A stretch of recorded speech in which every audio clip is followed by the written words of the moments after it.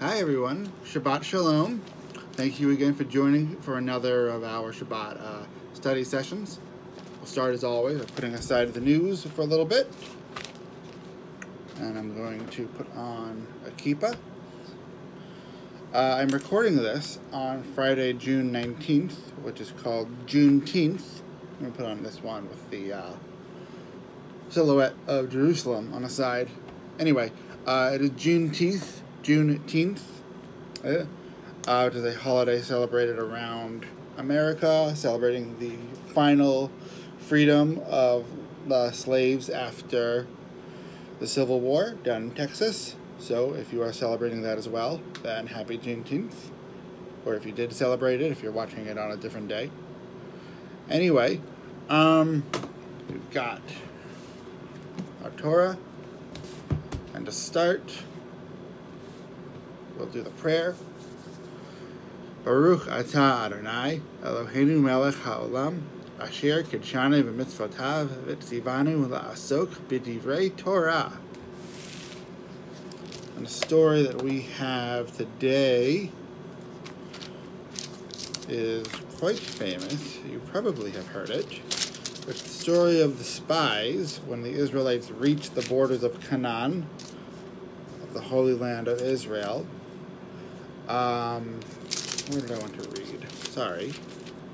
There we go. Moses sends 12 spies, one from each of the tribes, to go into the land and to see what they find, to see if they can take it over, and if it's a good land.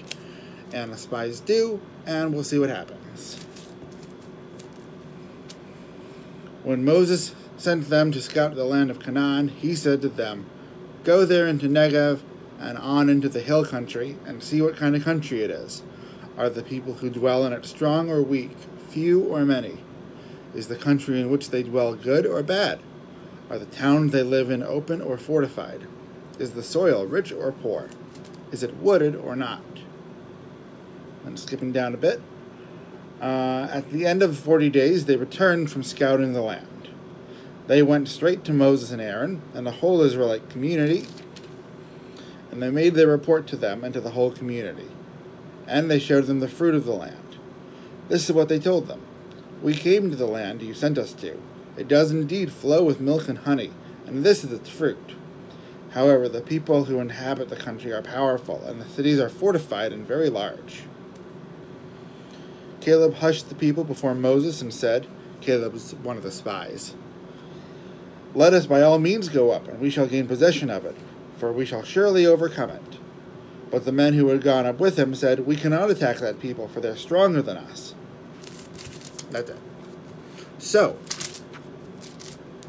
it is a story of Moses telling the people, to go and scout out the land that God has promised them.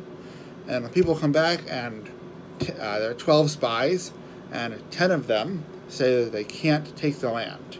And 2 of them, Joshua, who we heard about, but also Caleb, say that they can do it, even though it might be kind of difficult. What I want to talk about is in the text, it had mentioned a land flowing with milk and honey. And that's not an accurate description of any kind of land. Milk doesn't flow like a river. Honey doesn't flow like a river. If you've been to Israel, you know this. It's not like Israel is a special place agriculturally where they have milk rivers and honey waterfalls and all that kind of stuff. That doesn't exist. So why does the Torah use those words to describe it? Why don't they say instead, the land where we can grow cows for the milk, and it's a land where we can keep bees and gather their honey? It doesn't say that. It says it's a land flowing with milk and honey. And I think from this we're supposed to learn that taking the land of Canaan is a difficult thing. It certainly doesn't seem easy. Even Caleb and Joshua say, "Yeah, we can do it, but we'll have to fight for it." Even though it's the promised land from God, it's still inhabited by other people. And so, but rather than focusing on all of the work it's going to take to get it, the spies are focused on the rewards that they'll get from achieving taking of the land. And I think that that's a really useful way to think about goals that we set for ourselves. That rather than think, I don't know, I want to be able to run a marathon. I don't know if that's a good example. But rather than thinking, I want to be able to run a marathon, you should instead think, I want to be able to finish a marathon. And focus on the end goal, rather than focusing on all of the work it'll take and all of the training that it'll take for you to get there. Because if you are focusing on the training and how difficult it's going to be, it could be disheartening. It could be something that you decide, oh, it's going to be a lot of work, and I don't want to do that.